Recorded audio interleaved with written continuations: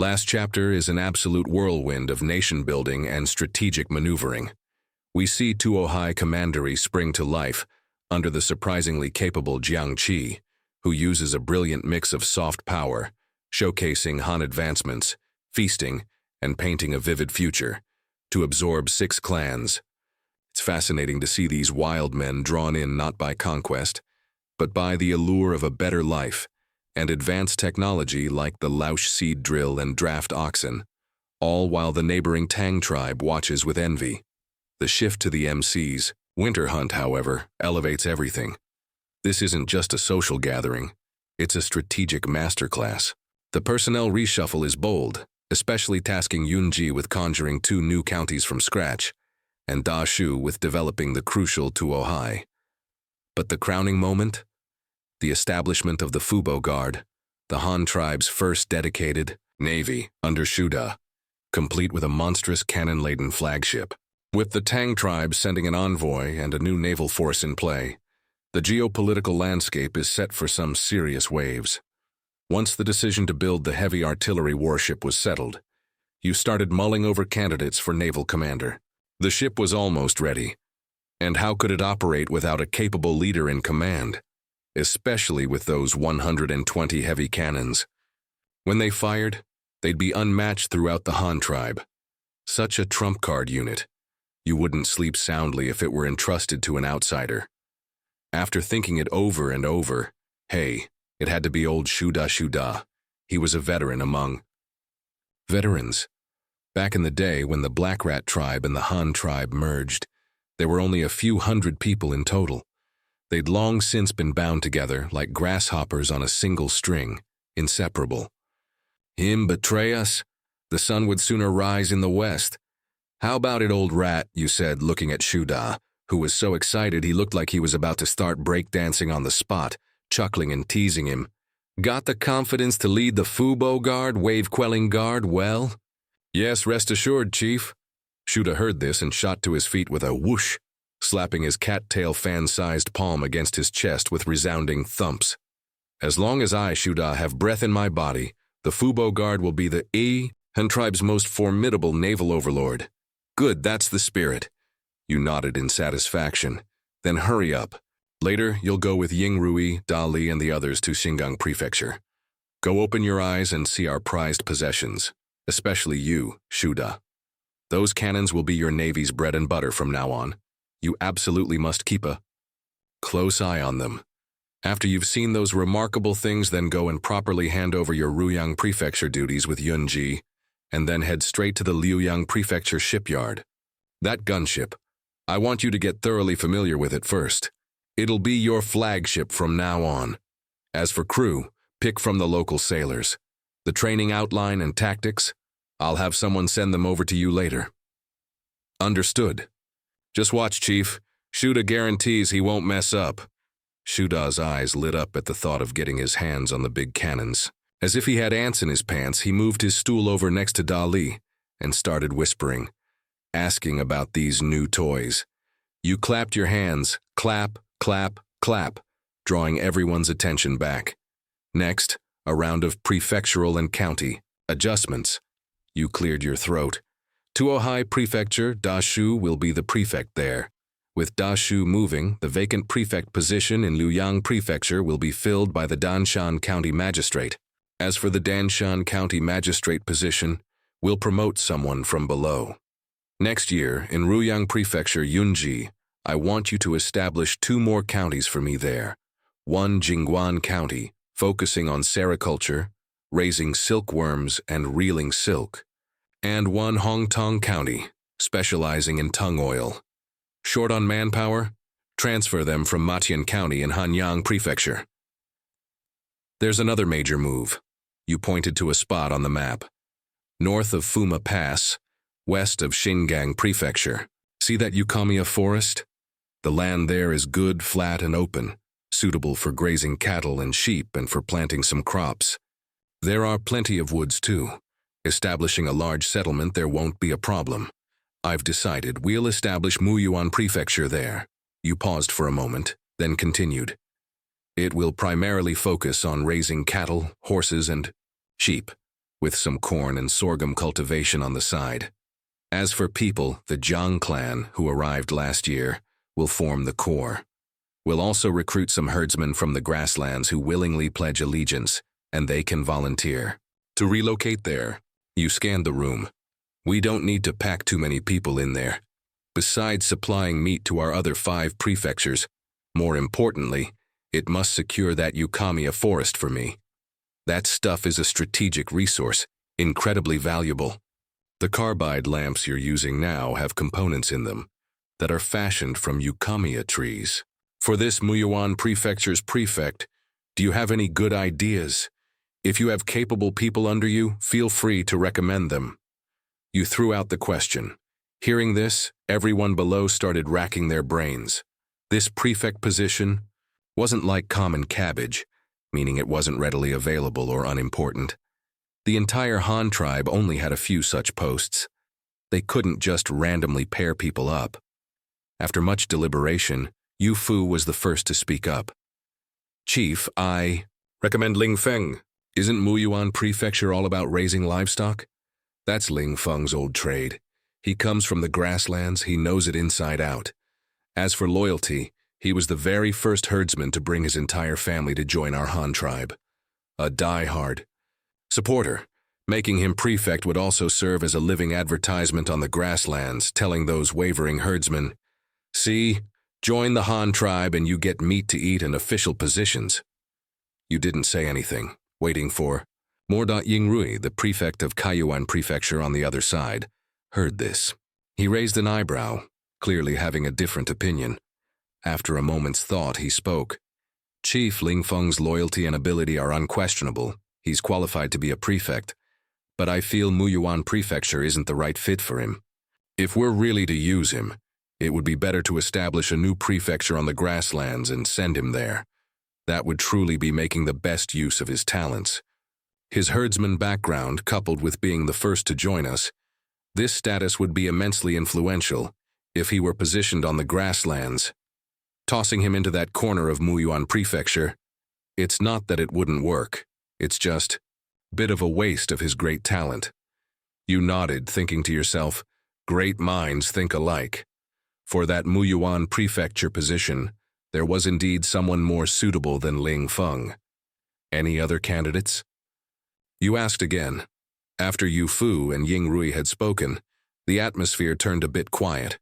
Shuda was far away in Liuyang and had no capable individuals at hand to recommend.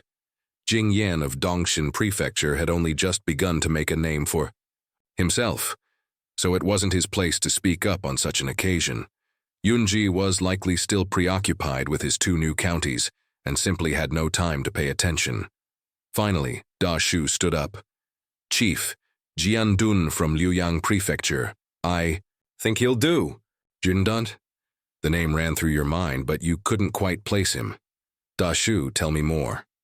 Chief, it's the leader of the Sharp Horn Tribe, the one that specialized in raising saiga antelopes, from back when our Han tribe had its second expansion. Da Shu reminded you. Oh, him. You slapped your thigh, remembering now. The leader of the Sharp Horn Tribe. Hadn't the Sharp Horn Tribe migrated from the direction of Muyuan Prefecture? In that case, Muyuan Prefecture was practically his old stomping ground. The more you thought about it, the more suitable he seemed. When the Sharp Horn Tribe pledged allegiance back then, they had over 600 people and several thousand antelopes, a grand procession. Definitely a large tribe. They had been part of the Han tribe for several years now, and could be considered among the first generation of pioneering builders.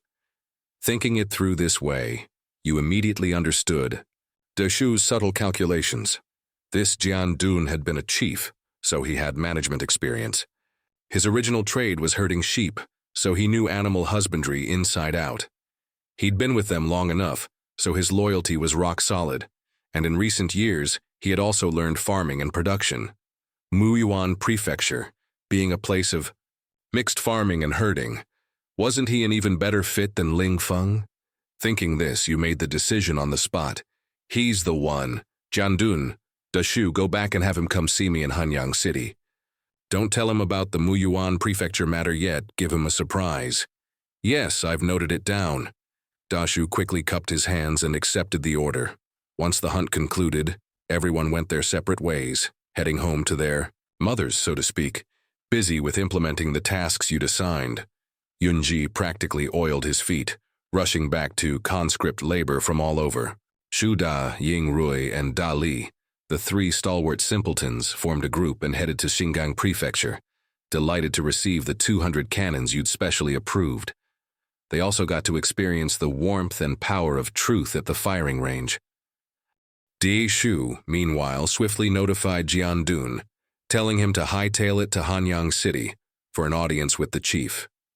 Upon receiving the news, Jian Dun packed a simple bedroll, his stomach full of questions, and set off on the road to promotion towards Hanyang Prefecture. Jing Yan, promoted to prefect just last year, didn't get another hop up the ladder this time but was content nonetheless. In the Han Tribe, prefect was currently the highest office. Managing to snag one was, in earlier times, akin to his ancestral graves, emitting auspicious smoke, a pinnacle of life. Higher than that, he hadn't really considered what that would even be. However, while his official rank didn't change, his actual power increased considerably. With a wave of your hand, you allowed him to carve out 2 more counties on the edge of Dongxin Prefecture. This way, though still a prefect, he now governed 3 cities, a minor upgrade in cabin class, so to speak. Jing Yan's take on this: not a big deal. Establishing 2 new counties might be a major headache for others, but for him, it was a piece of cake. To the east, south, and north of Dongxin Prefecture lay vast, promising territories, teeming with wild tribes. With Dongxin Prefecture's current strength, scrounging up the population for 2 counties was practically in the bag. Frontier regions, after all, came with this kind of scavenging perk. At the same time, you returned to Hanyang City and, with a flourish of your pen, a flurry of personnel transfer orders flew out. The Han Tribe's existing county-level petty officials were so excited they nearly performed backflips on the spot, rushing home to celebrate boisterously with their wives and children. The Xitong County Magistrate was directly parachuted into Waishan Prefecture as prefect, a truly lucrative post. Although Waishan Prefecture had only been established recently, it had a solid foundation, a burgeoning population, and was situated by the Marsh Lake, boasting the Han Tribe's largest inland port. Not to mention the Morning Star Lighthouse, reputedly the tallest structure in the Han Tribe, stood there. Furthermore, it was the exclusive production site for the Han Tribe's white liquor, and its brown sugar output was also soaring. As long as he didn't court disaster, Waishan Prefecture's GDP was set for a guaranteed upward trajectory. It was the same for the 3 county magistrates in Hanyang Prefecture. Upon hearing they were being posted out for promotion, their grins were so wide they couldn't close their mouths. The minor officials under them also benefited. With their bosses gone, couldn't they move up a notch? Those who performed well might even snag a county magistrate position themselves. Only Fuma Pass saw no movement. Ying Rui had been the county magistrate there before, but then you established Kayuan Prefecture on the grasslands and transferred him. The official who filled the vacancy had barely warmed the seat for a year, so naturally, it wasn't his turn for another promotion.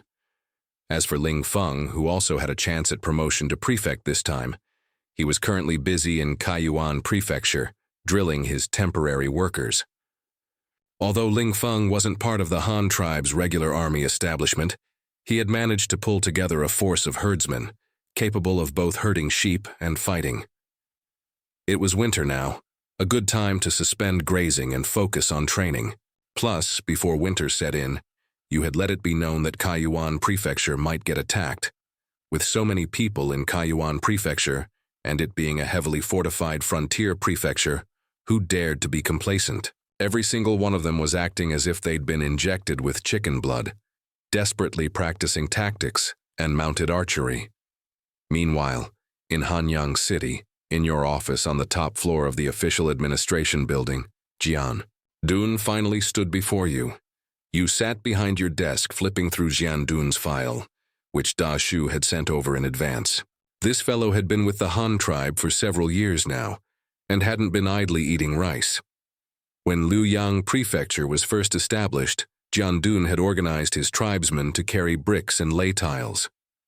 Later, during Liuyang Prefecture's expansion, he had contributed significantly. In terms of city construction, managing the overall situation shouldn't be a problem for him. After the expansion was completed, Jian Dun also managed Liuyang Prefecture's animal husbandry for a while, until the Han tribe recruited a batch of grassland professionals, and this Saiga antelope expert was replaced. Afterward, Jian Dun attended remedial classes for a period, so reading and writing were not an issue.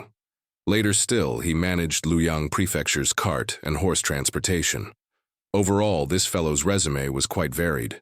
His only shortcoming was a lack of enthusiasm for farming. He had no notable achievements in that area.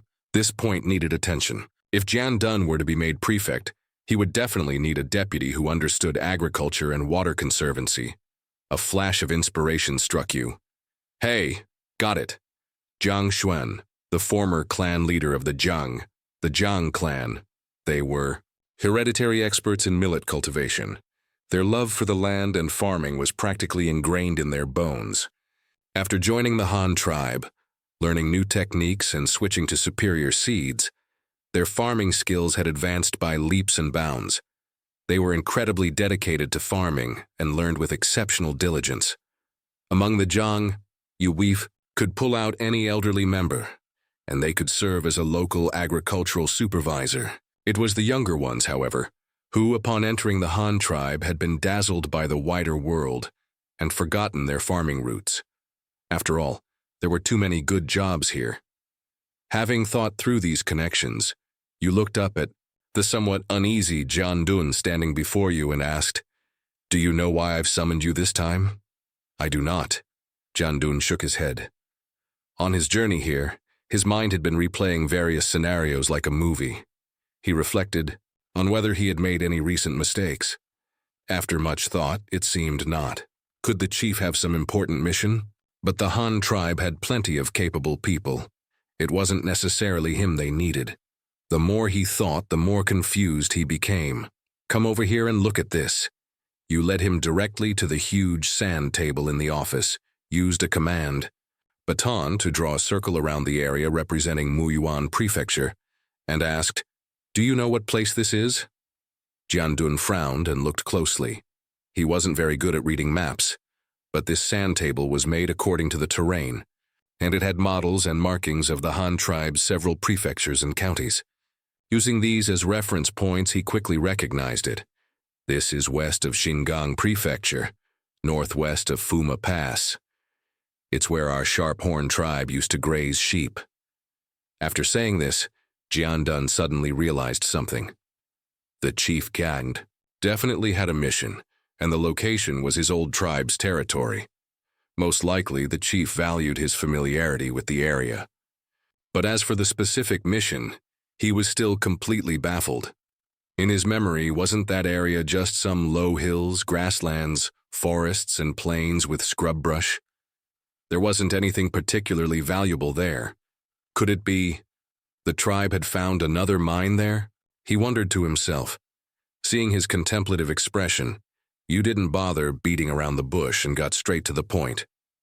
Next year, our Han tribe plans to establish a new prefectural city here.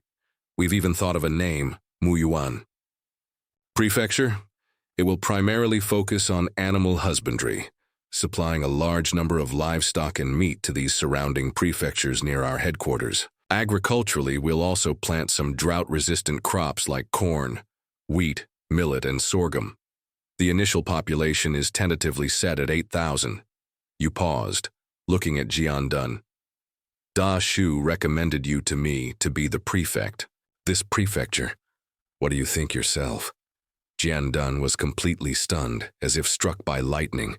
He truly hadn't expected the chief to summon him for such a momentous matter.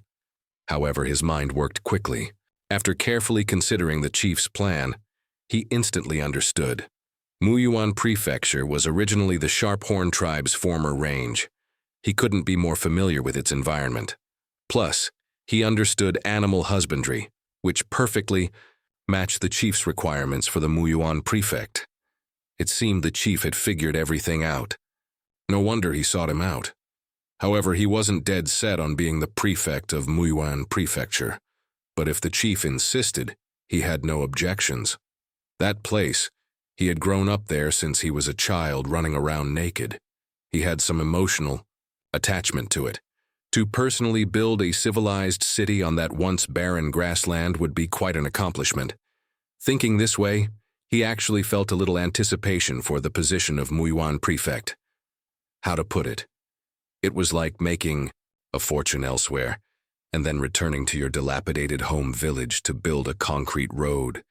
That feeling was delightful. Chief, I am willing to go. After mulling it over for a long time, Jian Dun gave an affirmative answer. You nodded, not at all surprised. Everyone has ambition. In the Han tribe, those lacking initiative were few and far between. That's just how this era was. Tribes and individuals who just wanted to get by and do nothing had long since been eliminated by nature. With such a huge pie falling into Jian Dun's lap, there was no reason for him not to accept it. Since you agree, this matter is settled, you said. From now on, you are the prefect of Muyuan Prefecture. However, I've heard you've never been too keen on farming. This aspect is crucial for governing a region. Our Han tribe, at its core, is still an agricultural tribe. Although Muyuan Prefecture will focus on animal husbandry, its foundation cannot be neglected. Therefore, I will assign you a deputy. Zhang Xuan, who joined the tribe last year, will be your chief administrator in charge of Muyuan Prefecture's agriculture. You will be responsible for overseeing the overall situation. However, regarding farming, after you take office this time, you must diligently learn more about it. It will benefit you in the future. Do you understand everything I've said, Jenny? Dun wasn't stupid. How could he not understand the meaning behind your words? Wasn't this just telling him to study hard, work hard, and there would be opportunities for promotion and fortune in the future? Perhaps he could even be transferred elsewhere to be a prefect on his own. Without a second word, he immediately bowed and accepted. However, you then cautioned him with another remark. For the establishment of Muyuan Prefecture this time, besides relocating people from various places, the entire Jiang clan will also be directly incorporated. Furthermore, with Jiang Xuan as the chief administrator in charge of agriculture, that fellow might have some ulterior motives, or try to push you aside. In this regard, you must find a way to keep him in check. If you really can't handle it, tell me and I'll deal with him. However, you also cannot bully the Jiang clan members or stir up conflict just because you're the boss. Work hard, don't cause trouble, understand? Yes, work diligently, remain vigilant, and do not actively cause trouble. Jian Dun immediately repeated it like he was reciting from memory. Very good. You patted his shoulder in satisfaction, then gave him further instructions on matters to pay attention to during city construction, as well as later animal husbandry methods, winter fodder reserves, water conservancy and farming, and the patrolling and harvesting tasks for the Eucommia forest, among a host of other miscellaneous details. Only after all these matters were clearly explained did you let him leave. And at this very moment, in the distant Tang Tribe, their chieftainess, Tang Ji, had also just summoned her niece, Tang Yao, and was personally discussing with her the matter of sending an envoy to the Han Tribe. The main city of the Tang Tribe, there was a secluded little garden where exotic flowers and rare herbs bloomed in profusion. The rich medicinal fragrance could be detected from 2 streets away, and a single whiff was enough to refresh the entire body. Under the garden pavilion, Tang Ji and her niece Tang Yao were sipping tea, using the porcelain and tea leaves gifted by the Han Tribe. Aunt Ji, these cups in this teapot are so lovely. If they were a bit bigger, they'd be perfect for watering flowers. 14-year-old Tang Yao, dressed in a pale yellow long skirt, twirled around the garden holding the teapot like a little butterfly. The yellow skirt was made from silk hemp fabric sent by the Han tribe, and its style, with the left side opening and overlapping collar, also imitated Han tribe fashion. It wasn't that Tang Yao insisted on dressing this way. Rather, the Tang tribe had no particular rules for making clothes, let alone the clear regulations of the Han tribe. Since there was a ready example, they might as well learn from it. Tang Ji gently stopped the boisterous Tang Yao, making her sit on a wooden stump. Taking the teapot from her hand, she began her interrogation. "Yoer, have you memorized all the things I told you?" I know, it's just about going to that Han tribe and learning more good things," Tang Yao repeated a little impatiently. "It's best if they're willing to teach. If they want us to trade things, as long as it's not too outrageous and it's very useful to us, I can agree. That's what you mean, right?" This girl was clever. She'd always, had a knack for remembering things she saw or heard just once. Tingji had only told her once, and it was already etched in her mind. "Then what are the main things I want you to learn from the Han tribe?" Tangji, still worried, pressed on. This matter was too important, concerning the future of the Tang Tribe. She dared not be careless. I remember this too." Tang Yao playfully stuck out her tongue and recited effortlessly. "First, grain seeds, then ox carts, boats, oh right, and the technique for making cloth. Am I wrong?" It's good that you have a clear idea." Tangji nodded, then added another reminder. "But you must also remember one more thing. I've heard that Han tribe is very powerful, and they have many people. So, when you ask them for things, your attitude must absolutely not be arrogant, lest you anger them. The Han tribe has big ships, and recently they've incorporated so many small tribes in our area. We are no match for them, so you—" All right, I know." Tang Yao quickly interrupted Tangji's nagging. "It just means we can't snatch things by force. If they really don't give them, we can also trade techniques for them." "Aunt Ji, I've already thought it through. This trip to the Han tribe, I'll bring some medicinal herbs and seeds. I'll trade herbs for their grain seeds and healing. Techniques for their carts, boats, oxen, horses, and methods for making cloth. We'll exchange as much as we can. We'll definitely get good stuff." Tangji was stunned after hearing this. You see, the cultivation techniques for those medicinal materials and the methods for healing and saving people, many of them were Tang Yao's exclusive secrets. She was actually willing to offer them for the benefit of the tribe. Just for the spirit of disregarding personal gain and putting the tribe's interests first, this girl, Tang Yao, truly had the potential to be a chieftainess. Once the aunt and niece had settled the details of the diplomatic mission, the other members of the envoy were also mostly prepared. There weren't many people, 60 in total. Besides Tang Yao, who was leading, her mother was also coming along to take care of her. More than 30 blacksmiths and farmer representatives were prepared to learn new skills. The remaining 20 or so were all burly warriors, responsible for the envoy's safety. The group carried many bags and parcels filled with gifts. Although they might not be considered anything special in the eyes of the Han tribe, they were a token of goodwill, and moreover, they were local specialties that the Han tribe didn't have. The group arrived at the Great River at the appointed time and signaled to Tuohai Prefecture on the opposite bank. They immediately sent over their only two-masted sailboat to pick them up. They transferred from the small boat to the large ship, and the landing craft was hoisted onto the aft deck. Tang Yao excitedly climbed to the second-level open-air deck, which offered a wide view, with the scenery on both banks laid out before her. The one leading the return journey this time was a clansman of Jiangqi, tasked with safely delivering the envoy to Liuyang Prefecture's port. He bore a heavy responsibility. As soon as the Tang Tribe envoy boarded, he quickly ordered the sailors to distribute sheepskin coats to everyone.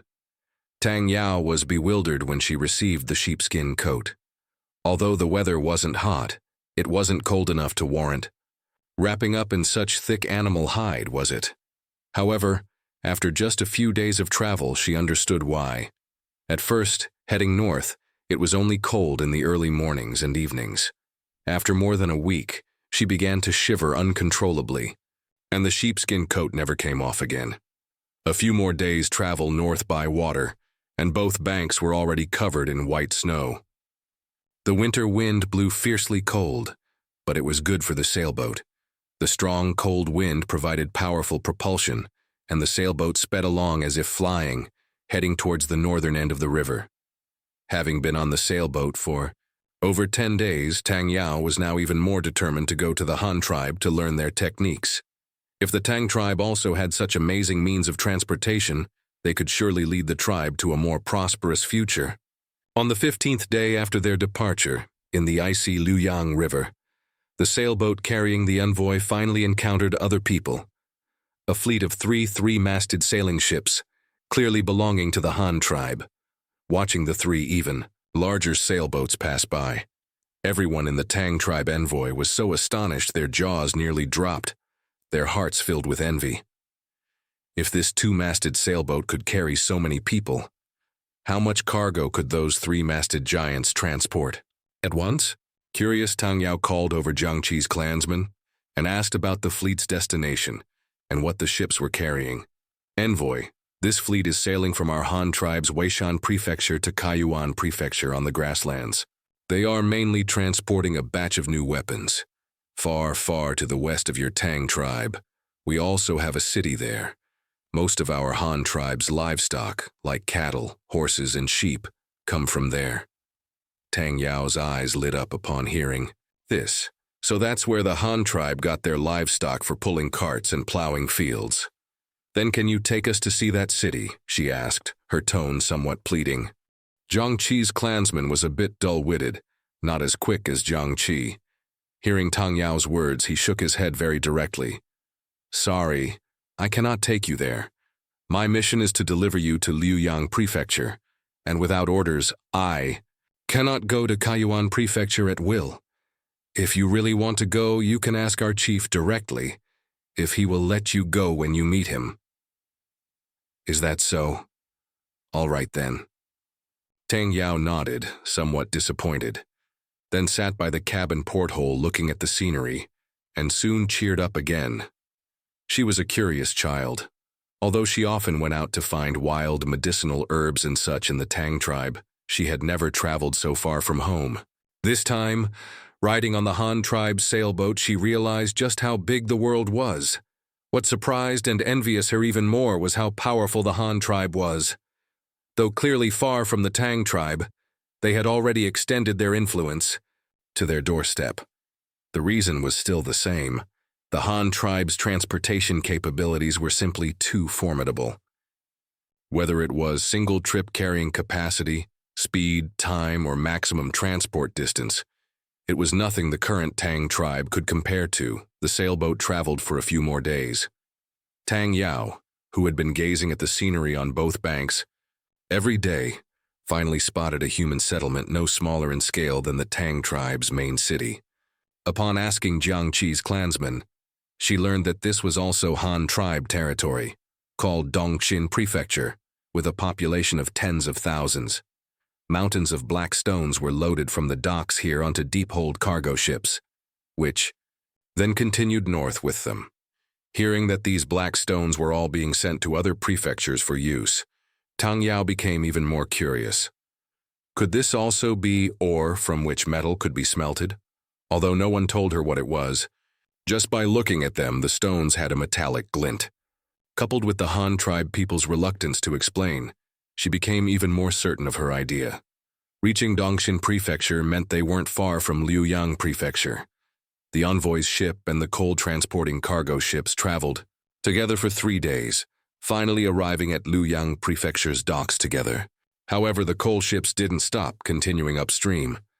Tang Yao knew the Han tribe people wouldn't tell her, so she didn't ask, instead instructing her envoy members to pack their things and prepare to disembark.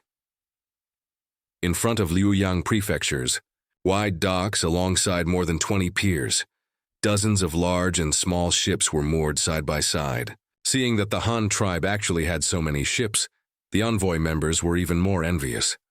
What astonished them even more was that on the shore a little further north of the docks, there was a separate pier. At this moment, an incredibly enormous ship was docked there, with countless craftsmen busy working on it. Some were hoisting gleaming heavy objects into the portholes, others were painting the hull, and on the top deck, many people were arranging the rigging on the masts. On the two-story stern castle at the ship's rear, craftsmen were also installing transparent windows. Everything was proceeding rapidly and in an orderly fashion. That giant ship was larger than any ship Tang Yao had ever seen. The three-masted sailboats they had seen earlier were already twice the size of the one they were on, and that massive ship in the distance was more than twice as large as the three-masted ones.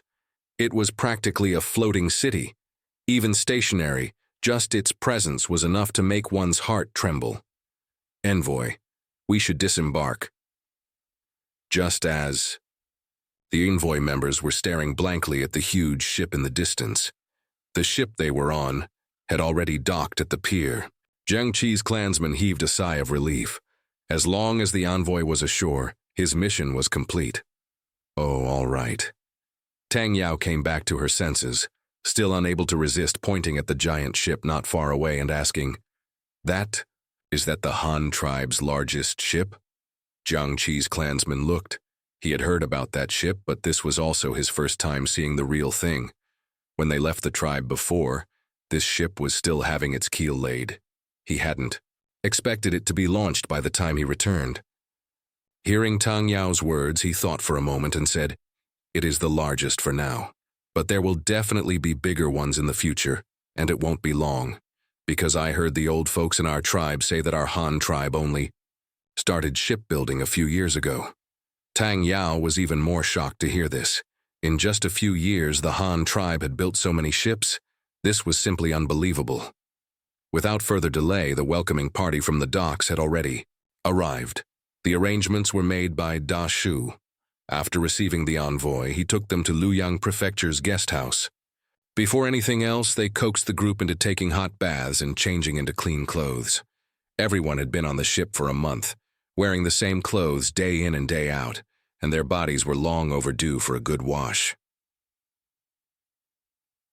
Guanyuan. Daishu learned that the envoy was led by two women. He quickly sent people to find several sets of women's clothing for Tang Yao, and also dispatched a few handmaidens to teach them how to wear Han tribe attire. After arranging these reception matters, he quickly sent someone to report to the chief, saying that the Tang Tribe envoy had arrived in Liuyang Prefecture and asked when to bring them to Hanyang City. After a good deal of fuss, the members of the envoy were then led to a grand meal. This wasn't the Han tribe being needlessly extravagant. For receiving envoys from foreign tribes, although the Han tribe had no explicit written rules yet, the arrangements were made according to different standards based on the other party's strength. For a tribe like the Tang, with large territory, a sizable population, and a high likelihood of becoming allies in the future, the reception naturally had to be more generous. If it were those small tribes that came seeking refuge voluntarily, they wouldn't receive such treatment. The dinner, provided by the Han tribe, was truly sumptuous. Most importantly, the way of eating was incredibly novel to Tang Yao. In the dead of winter, what's the most satisfying thing to eat? Hot pot, of course. Small red clay charcoal stoves were placed on the table with small iron pots sitting on top. The bright red chili peppers and beef tallow bubbling in the pot. The table was laden with all sorts of peculiar side dishes, rehydrated dried mushrooms, tofu frozen until porous, tofu skin resembling linen cloth, red tofu made from pig's blood, white translucent taro vermicelli, wood ear mushrooms shaped like flowers, thinly sliced beef and mutton, and a basin of Chinese cabbage dug up from the cellar. Apart from a slight lack of green vegetables, it was practically all-encompassing. But there was no helping it. In the dead of winter, being able to eat Chinese cabbage was already good. Of course, these novel ways of eating weren't what attracted Tang Yao the most. In fact, what made her even more curious were the chandeliers hanging in the hall. Why, even though it was night, could the Han tribe illuminate their rooms as brightly as daytime? This was simply like an immortal's magic. The layout of the room and the all-wood decoration, even the ordinary table in front of her, could make her feel it was exquisitely crafted. Dashu sat opposite the table, personally keeping them company. He used serving chopsticks to put a good amount of meat and vegetables into the pot before beckoning Tang Yao. Does the envoy know how to use chopsticks? I do. I learned to use chopsticks on the ship. Tang Yao, smelling the aroma of the food in the pot, couldn't help but swallow. Their Tang tribe had no concept of demure young ladies, and the Han tribe's customs were also very open. Women could likewise attend school and study, and there was no issue with them eating at the same table as men. Tang Yao was also a lively character. Seeing the table laden with sumptuous food, she could no longer hold back. Without waiting for Dashu to invite her, she immediately started scooping food into her own bowl. As a result, a mouthful of mutton stuffed into her mouth was so spicy it almost made her cry, and she stuck out her tongue, panting and fanning it. Tang Yao's mother hurriedly handed her a cup of warm water. Tang Yao, for the first time in her life, tasted chili pepper. The sensation nearly made her tongue leap out of her mouth from the heat. She quickly took the warm water her mother handed her and gulped down several mouthfuls. However, she wasn't scared off by this stimulating flavor. Instead, it piqued her interest, likely due to her usual dabbling with medicinal herbs. And then, she fell head over heels in love with chili peppers. The winters in the Han tribe were cold enough to freeze off your ears. Eating some chili to warm the body, paired with hot pot, truly elevated this unique culinary experience to its peak. At the dinner table, both sides were not very familiar with each other, and conversation was sparse. Tang Yao was still in the phase of being awestruck by the various novelties of the Han tribe, while Dashu, unsure of your intentions, figured the envoy was merely resting their feet in Liuyang Prefecture, and there was no need for him to create unnecessary complications. Before the dinner was even finished, your reply arrived. The letter directly instructed Dashu to send the envoy to Hanyang City the next day. With only a month left until spring, you didn't have much time to dither. With this envoy, it was best to sort this matter out quickly. Tang Yao returned to her guest house room to rest. Outside, it was freezing cold, but inside, thanks to the heated kang, a traditional heated brick bed, it was incredibly warm. The dry climate, however, was something she found a bit difficult to adjust to.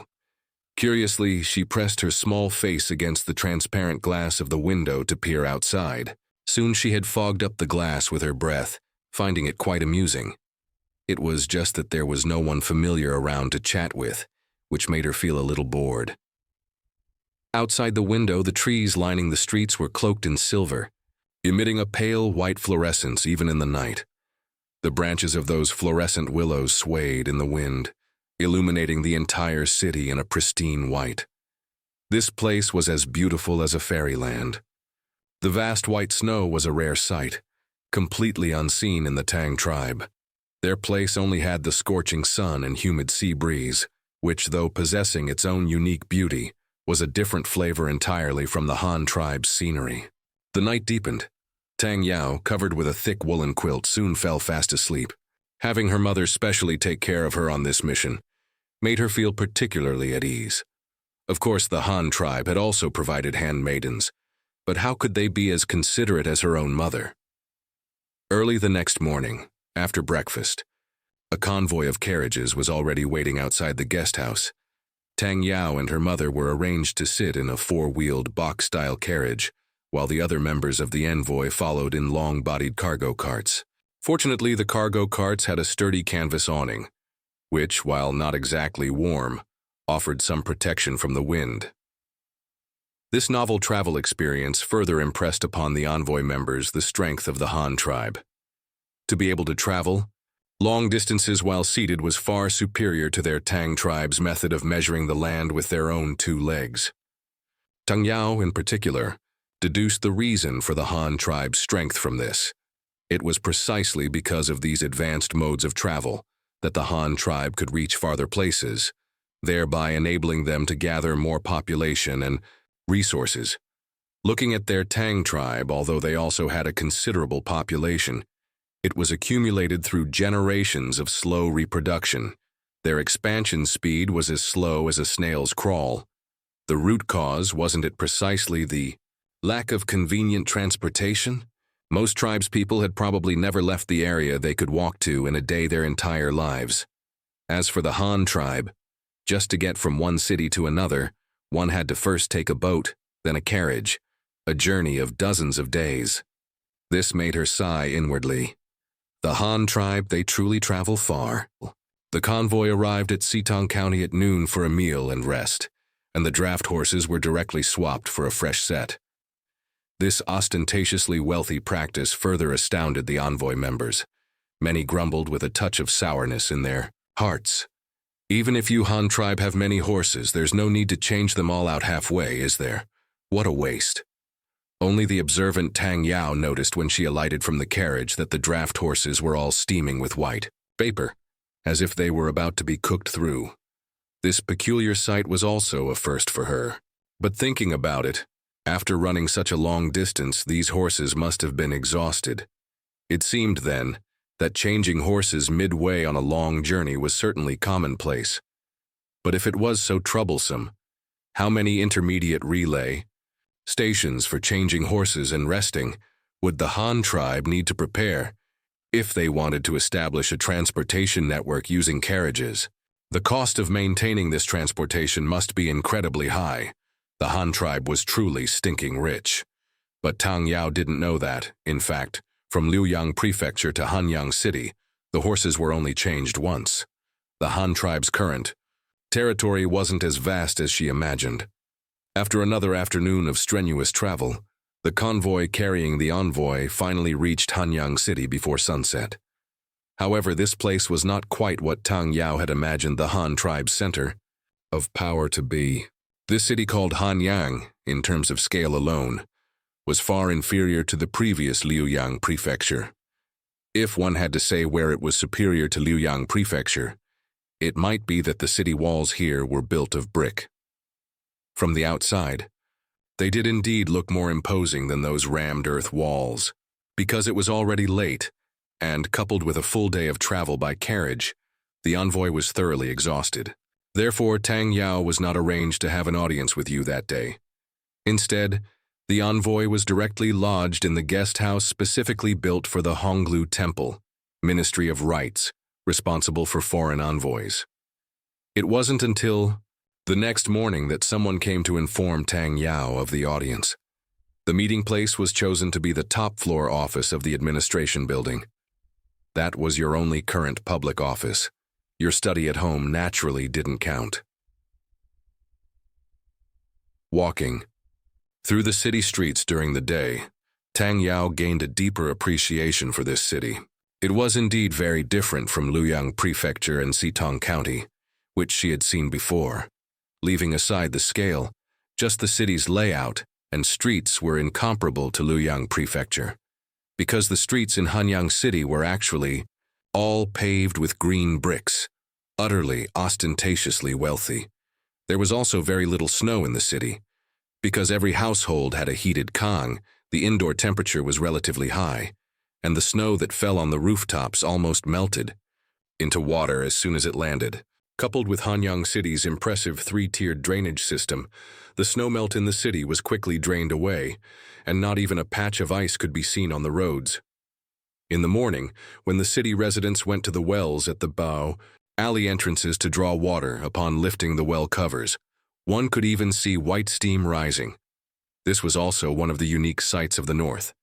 The well water was bitingly cold in summer, even usable for chilling watermelons.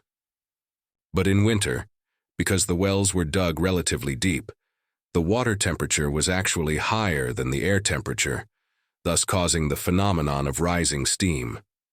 For Tang Yao, who had grown up in the southern coastal regions, this was undoubtedly the strangest thing.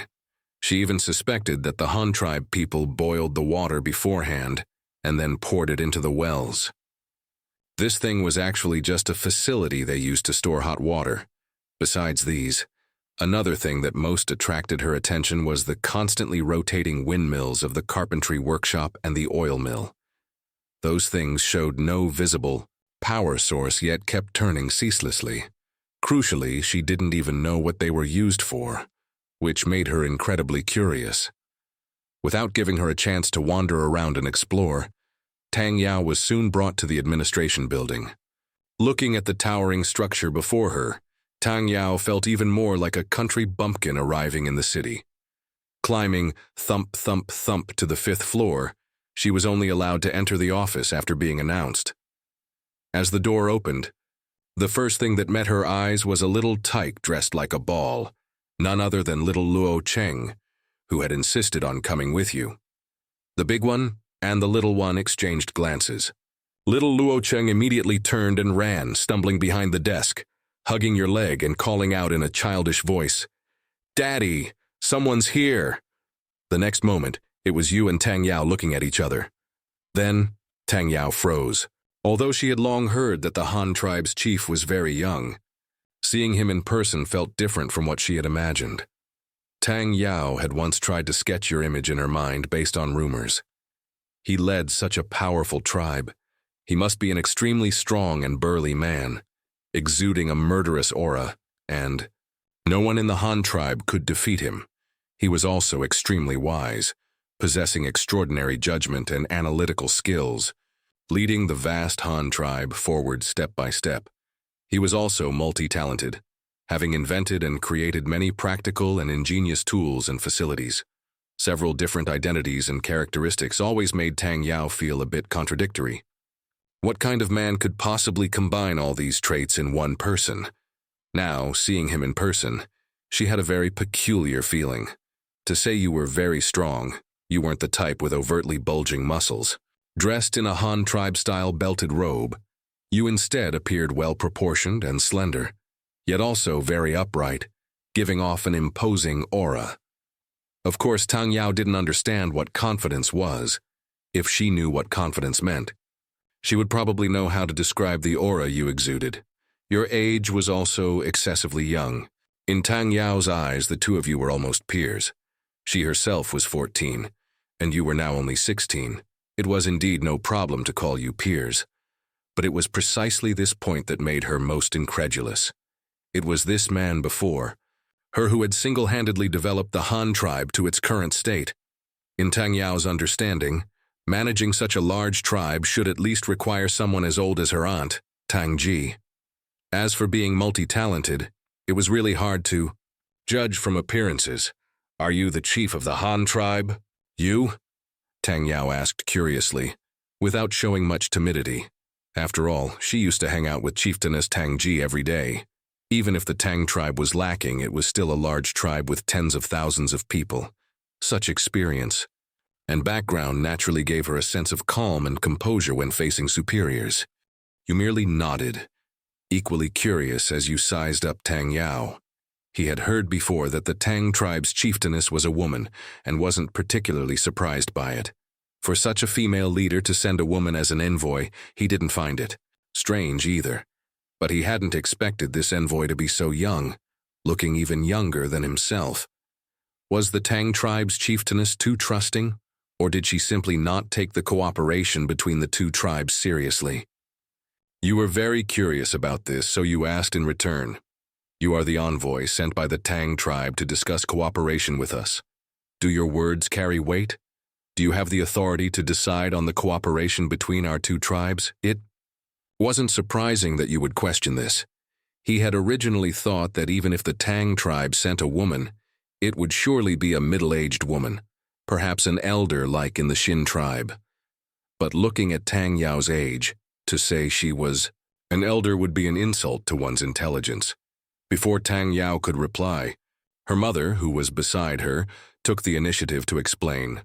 "Tang Yao is indeed the envoy sent by our Tang tribe, and she is also the designated successor to be the next chieftainess of the Tang tribe. She can agree to anything on behalf of the Tang tribe in this cooperation." You let out an "oh," suddenly enlightened. So this was a crown princess of sorts. Her standing was indeed significant. The person before him was actually the designated next leader of the Tang tribe. If she wasn't qualified to make decisions, who else could be? "In that case, please sit here," you said. "I wonder, what aspects of cooperation is the envoy seeking by proactively approaching our Han tribe this time?" And what are the proposed methods of cooperation?